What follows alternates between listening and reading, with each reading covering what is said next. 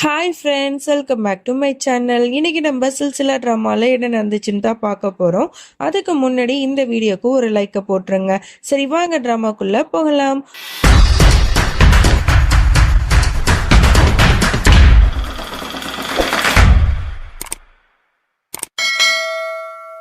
போன எபிசோட் லாஸ்ட்ல நந்தினிக்கு ரொம்பவே டிஸ்டர்பா இருக்கு. நம்ம பண்றது சரியா தப்பாங்கிறதே அவளுக்கு ஒண்ணுமே புரியல. ஆனா ஒரு முடிவை மட்டும் எடுத்துடுறா.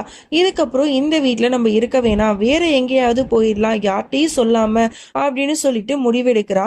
ஏன்னா இனிமே நம்ம இங்க இருந்தோம் அப்படின்னா மௌலியோட வாழ்க்கையை நம்மளே அழிச்ச மாதிரி ஆயிடும் அப்படின்னு நினைச்சிட்டா போல. உடனே என்ன பண்றா, வீட்டோட ஓனருக்கு கால் பண்ணி இனிமே நான் இங்க இருக்கல, நான் இந்த வீட்டை காலி பண்ணிக்கிறேன் அப்படின்னு சொல்லிடுறா. உடனே அவங்களும் ஏன் இப்படி சொல்றீங்க அப்படிங்கிற மாதிரிலாம் கேக்குறாங்க. இல்ல சார், நான் இனிமே இங்க இருக்க மாட்டேன் அப்படிங்கிற மாதிரி சொல்லிடுறா. அந்த ஆளு சும்மா இருக்காம இந்த விஷயத்த அப்படியே குணால்கிட்ட போய் சொல்லிடுறான். இவளுக்கு ஒண்ணுமே புரியல. ஒருவேளை நந்தினி நம்மளை விட்டு நிரந்தரமா போறாளோ அப்படின்னு சொல்லிட்டு பயந்துட்டு அவளை தேடி ஓட ஆரம்பிக்கிறான். இங்க நந்தினி என்ன பண்றா, அவனுக்காக ஒரு லெட்டர் எழுதுறா. இதுக்கப்புறம் நான் இங்க இருக்கிற மாதிரி இல்ல, உங்க லைஃப நீங்க இனிமே பாருங்க, என்னால உங்க ரெண்டு பேருக்கும் பிரச்சனையே வரக்கூடாது, அதனால தான் நான் இந்த முடிவை எடுத்திருக்கேன், தயவு செஞ்சு என்ன புரிஞ்சுக்கோங்க அப்படிங்கிற மாதிரி சொல்லிட்டு அந்த லெட்டரை எழுதி வச்சுட்டு அந்த வீட்டை விட்டு போறா. அந்த வீட்டை விட்டு போகும்போது அவளுக்கு கஷ்டமா தான் இருக்கு. பட் இருந்தாலும் இனிமே இங்க எல்லாம் சரியா வராது அப்படின்னு சொல்லிட்டு வேகமா ஆட்டோல ஏறி போயிடுறான். பஸ் ஸ்டாண்டுக்கு தான் போயிருக்கான். அங்க போயிட்டு அவ பஸ்ஸுக்காக வெயிட் பண்ணிட்டு இருப்பா. இங்க குணாலுக்கு கையும் ஓடாது காலும் ஓடாது. வேகமா நந்தினி இருக்கிற பிளாட்டுக்கு போய் பாக்குறான். அங்க பார்த்தா அது பூட்டி இருக்கும். உடனே இவனுக்கு ரொம்ப பதட்டமாகுது. நந்தினி எங்க போனான்னு தெரியலையே அப்படின்னு சொல்லிட்டு எங்க பார்த்தாலும் அவளை தேடி ஓட ஆரம்பிக்கிறான். எங்க பார்த்தாலும் தேடிட்டு கடைசியில பஸ் ஸ்டாண்டுக்கும் வந்துடுறான். நந்தினி நந்தினி அப்படின்னு கத்திக்கிட்டே ஒவ்வொரு இடமா தேடிக்கிட்டு இருக்கான். இங்க நந்தினி போற பஸ்ஸும் வந்துடுச்சு போல. சோ அதனால எல்லாரும் போயிட்டு இருக்காங்க. அவளும் கிளம்பி போற அந்த நேரத்துல கரெக்டா குணால் அந்த இடத்துக்கு வந்துடுறான். அப்படியே கதவை சாத்திட்டு அப்படியே மூச்சு இழைக்க இழைக்க உட்கார்ந்து இருக்கான். அவனை பார்த்த நந்தினிக்கு பயங்கர ஷாக் ஆகுது. அவளுக்கும் கஷ்டமா இருக்கு. அந்த இடத்துலயே அவ உட்கார்ந்து வருத்தப்பட்டு இருக்கா. இந்த குணால் என்னன்னா கதறி கதறி அழ ஆரம்பிக்கிறான். அவள இவள ரெண்டு பேரும் ரொம்ப வருத்தப்பட்டு ஃபீல் பண்ணி அழுதுட்டு இருக்காங்க. பண்றது கள்ளக்காதல். இதுல ரொம்ப அழுவ வர முக்கியமாங்கிற மாதிரிதான் இருக்கு. அதோட குணால் இவ்வளோ நாள் அவன் மனசுல புதைச்சி மறைச்சு வச்சிருந்த உண்மைய போட்டு உடைச்சிட்டான். அது என்னன்னா நமக்கு தான் நல்லாவே தெரியுமே. அவன் தன்னோட பொண்டாட்டி இருக்கும் போதே அவளோட ஃப்ரெண்டுக்காரியான நந்தினிய சின்சியரா காதலிக்கிறான். இதுக்கு பேரு என்னன்னா எனக்கு தெரிஞ்சு நான் கள்ளக்காதல்னு தான்ப்பா சொல்லுவேன். நீங்க இவங்க ரெண்டு பேருக்கும் இருக்கிறது என்ன மாதிரியான காதல்னு சொல்லிட்டு மறக்காம கமெண்ட்ல சொல்லுங்க. உடனே அவன் சொல்ல ஆரம்பிக்கிறான், நந்தினி நான் உன்னை விட்டு விலகி போகணும்னு எவ்வளவுதான் முயற்சி பண்ண, ஆனா என்னால முடியல. எந்த இடத்த பார்த்தாலும் நீ நிக்கிற மாதிரி தான் இருக்க. உன்னோட நினைவுகள் என் மனசுல ஆழமா பதிஞ்சிச்சு. உன்னை என்னால மறக்கவே முடியாது. தயவு செஞ்சு என்னை விட்டு போயிடாத. நீ போனா என்னால உயிரோடயே இருக்க முடியாதுங்கிற மாதிரிலாம் ரொம்ப ஃபீல் பண்ணி பேசிட்டு இருக்கான். உடனே அவளும் அழுதுட்டு சொல்றா, என்னதான் பண்ண சொல்றீங்க குணால், எனக்கும் முடியலதான். உங்களோட ஞாபகம் என்னாலையும் மறக்கவும் முடியாது, அழிக்கவும் முடியாது. ஆனா நம்ம ரெண்டு பேரும் பண்றது தப்பு தானே குணால். இது எங்க போய் முடியும்னு தெரியல. ரொம்ப எல்லை மீறி போயிடுச்சு அப்படின்னா நம்மளால எதுவுமே பண்ண முடியாது. அதனாலதான் நான் இந்த ஊரை விட்டு போகணும் அப்படின்னு சொல்லிட்டு முடிவு பண்ண. அந்த விஷயத்த உங்ககிட்டயும் சொல்லாம போனதுக்கான காரணமும் அதுதான் அப்படிங்கிற மாதிரிலாம் சொல்றா. இப்போ உனக்கு என்னதான் பிரச்சனை? இந்த பார் நந்தினி, இவ்வளவு நாள் என் மனசுல இருந்த ஆசைய உங்ககிட்ட நான் சொல்றேன். I love you so much. நான் உன்னை ரொம்ப காதலிக்கிறேன். நான் மௌலியை கல்யாணம் பண்ணிருக்கலாம். இவ்வளவு நாள் நான் நினைச்சிட்டு இருந்தேன் மௌலியை தான் நான் காதலிக்கிறேன் அப்படின்னு சொல்லிட்டு. ஆனா அதுதான் இல்ல. அவளை நான் உண்மையா நேசிக்கல, உன்னை தான் நான் நேசிக்கிறேன். நீ என் வாழ்க்கையில இருக்கணும்னு நான் நினைக்கிறேன். நம்ம ரெண்டு பேரும் ஒன்னாவே இருக்கலாம், என்னை நம்பு அப்படின்னு சொல்லிட்டு கையை நீட்டுறான். ஆனா நந்தினி இவன் சொன்னதை அப்படியே நம்பிடுறா. ஒரு செகண்ட் கூட யோசிக்காம அவனோட கை மேல இவ அவளோட கைய வைக்கிறா. உடனே அவ ரொம்ப பாசமா அவளை ஹக் பண்ணிட்டு அங்கிருந்து கூட்டிட்டு போறான். ஒரு வழியா ரெண்டு பேரும் வீட்டுக்கு போயிடுறாங்க. ரொம்ப நந்தினி அப்படியே புது பொண்ணு மாதிரி அப்படியே வெக்கப்பட்டுட்டு நிக்கிறா. இவ்வளவு நாள் குணால பார்க்கும்போது கூட இவ்வளவு நாள் அவங்க 2 பேரும் மறைச்சு மறைச்சு தானே வச்சிருந்தாங்க. 2 பேரும் அவங்களோட காதல வெளிப்படையா சொல்லிக்கல இல்லையா? இப்ப 2 பேரும் வெளிப்படையா சொல்லிக்கிட்டதுனாலயே என்னமோ நம்மளோட நந்தினியோட ரியாக்ஷனை பார்க்கணும். அப்படியே ஜிமிக்கியே சரி பண்றா, அப்படியே சாரிய சரி பண்ணிட்டு என்னமோ புருஷன் பக்கத்துல நிக்கிற மாதிரி ஓவரா சீன் போட்டுட்டு இருக்கா. இதுல அவன் வேற இவளோட பதட்டத்தை புரிஞ்சுக்கிட்டு நந்தினி இங்க வா அப்படின்னு சொல்லிட்டு ஷாருக்கான் மாதிரி இவர் கையை நீட்டுறாராமா.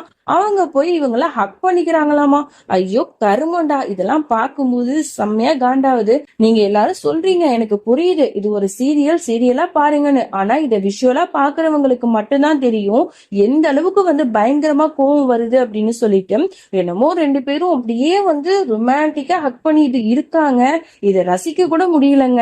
2 பேருமே என்னோட ஃபேவரட்டான ஆக்டர்ஸ் தான். பட் இருந்தாலும் இந்த ஒரு விஷயத்த என்னால ரசிக்கவே முடியல. எனக்கு இவங்க 2 பேரும் இவ்வளவு க்ளோஸா இருக்கிறத பார்க்க அப்படியே செம்மையா கோவம் வருது. இவங்க 2 பேரும் ரொம்ப ரொமான்டிக்கா ஹக் பண்ணிட்டு இருக்கிற அதே நேரத்துல இங்க மௌலிய காட்டுறாங்க. மௌலி குணால் 2 பேரும் ஒன்னா அந்த போட்டோ கீழே விழுந்து உடையுது. மௌலி அதை எடுத்து வச்சுட்டு ரொம்ப வருத்தப்பட்டு பாத்துட்டு இருக்கா. எதுக்கு இந்த மாதிரி தப்பு தப்பா நடக்குது அப்படின்னு சொல்லிட்டு உடனே குணாலுக்கு நிறைய தடவை கால் பண்ணி பாப்பா. அவரு தான் ரொம்ப ஹாப்பியான ரொமான்டிக் மூட்ல இருப்பாரே, அதனால அவர் எடுப்பாரா என்ன? அவன் எடுக்காம நந்தினி பின்னாடியே சுத்திட்டு இருக்கான்.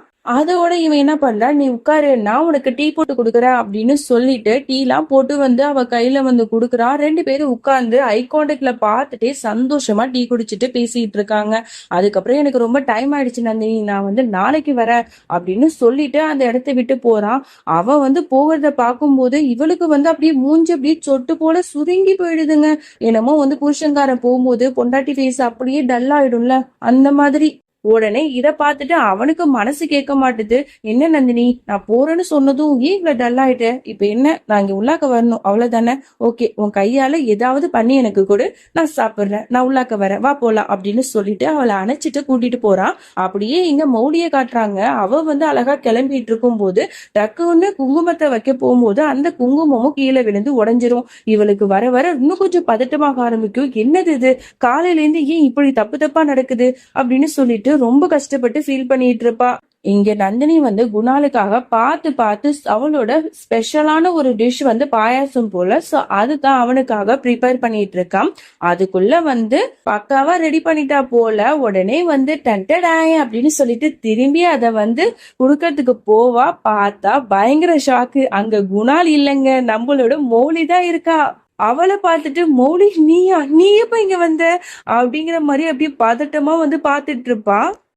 நான் தான். ஏன் என்ன பார்த்த உடனே நீ ஹாப்பியா இல்லாம ஷாக்கார? அப்புறம் எனக்கு பிடிச்ச பாயாசமா? வாவ், எனக்கு ரொம்ப பிடிக்கும்னு உனக்கு தெரியுமா? நான் வர்றது உனக்கு தெரிஞ்சுக்கிட்டு தான் எனக்காக ஸ்பெஷலா இதெல்லாம் செஞ்சு வச்சிருக்கியா? வாவ் வாவ் சூப்பர், நான் இப்பவே இதை சாப்பிட போறேன் அப்படின்னு சொல்லிட்டு ஆசையா சாப்பிடறதுக்கு வரா. இங்க நந்தினிக்கு அப்படியே உயிரே போற மாதிரி இருக்கு. ஐயோ மாட்டிக்கிட்டாரு ஒருத்தரு, இவரை காப்பாத்தணும் கத்தரு அப்படிங்கிற மாதிரிதான் இருக்கு. ஏன்னா உள்ளாக்க குணால் இருக்கா. இந்த குணால் எங்க போனார்னு தெரியலையே. இவர் மட்டும் கரெக்டா வந்துட்டாருன்னா நாங்க 2 பேரும் நல்லா மாட்டிப்போமே. எங்க 2 பேரோட கள்ளக்காதல் இவனுக்கு தெரிஞ்சிருமேங்கிற மாதிரியே அப்படியே பயந்துட்டு இருப்பா. அந்த நேரம் பார்த்து ஒரு மாதிரி சவுண்டு கேட்கும். என்னது இது, நீ இங்க இருக்க? பாத்ரூம்ல ஏதோ சவுண்டு கேக்குதே, யார் இருக்கா? வீட்டுல என்ன தவிர வேற யாராவது இருக்காங்களா அப்படிங்கிற மாதிரி கேட்டுட்டு அவ உள்ள பாக்குறதுக்கு போவா. உடனே நந்தினி தடுத்துருவா. இந்த பாருமோடி, நீ எங்க போற? அதெல்லாம் ஒண்ணும் இல்ல, இது என்னன்னே தெரியல, காலையில இருந்து இந்த பாத்ரூம்ல ஏதோ ஒரு பிரச்சனை போல, சோ அதனால பிளம்பரை கூப்பிட்டு இருக்கேன், அவர் சரி பண்ணிடுவாரு. இந்த மாதிரி தான் மௌலி, ஏதோ சவுண்ட் கேட்டுட்டே இருக்கு, எனக்கே டிஸ்டர்பன்ஸா இருக்கு.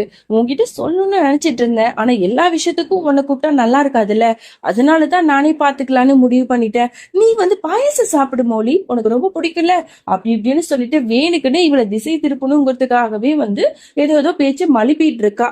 அந்த நேரம் பார்த்தா அந்த குணால் பயலும் பாத்ரூம்ல இருந்து வந்துடுவான். இங்க மௌலி இருக்கிறத பார்த்துட்டு பயங்கரமா ஷாக் ஆயிடுவான். ஐயோ நம்ம பொண்டாட்டி இங்க வந்துட்டாளா, நான் மட்டும் இங்க இருக்கிறத தெரிஞ்சா பெரிய அசிங்கமா போயிடுமே அப்படின்னு சொல்லிட்டு ரொம்ப பயப்படுறான். அதை புரிஞ்சுக்கிட்ட நந்தினி என்ன பண்றா, உடனே மௌலி வா நம்ம ரூமுக்கு போலாமா அப்படின்னு சொல்லிட்டு ரூமுக்கு அழைச்சிட்டு போயிடுவான். அந்த கேப்பை பயன்படுத்தி இங்க குணால் நைஸா வெளில போயிடுவான். இதுக்கு நடுவுல நந்தினி வேற அவனை வழி அனுப்பி வேற வைப்பான். அப்பா இவ அப்படியே பயந்துட்டு தலை தெரிச்சு ஓடுவான் பாருங்க. இத பார்த்து சிரிப்பு தான் வருது. இதெல்லாம் அவனுக்கு தேவையா சொல்லுங்க? அழகான பொண்டாட்டி இருந்தாலும் குரங்கு போல வப்பாட்டி வச்சிருப்பாங்கன்னு சொல்லுவாங்க. அத மாதிரிதான் இருக்கு இந்த குணாலோட ஒரு நிலைமை. தேவையே இல்லாம லூசு மாதிரி அவனோட வாழ்க்கையை அவனே வந்து கெடுத்துக்கிறான். உடனே வந்து மௌலிக்கு கால் பண்ணி ஒண்ணுமே தெரியாத மாதிரி பேசுறான். மௌலி, நீ என்ன பண்ணிட்டு இருக்க? ஏதோ போன் பண்ணிட்டே இருந்தேன், நான் கொஞ்சம் பிஸியா இருந்தேன், அதனாலதான் எடுக்க முடியல அப்படிங்கிற மாதிரி கேஷுவலா பேசுறான்.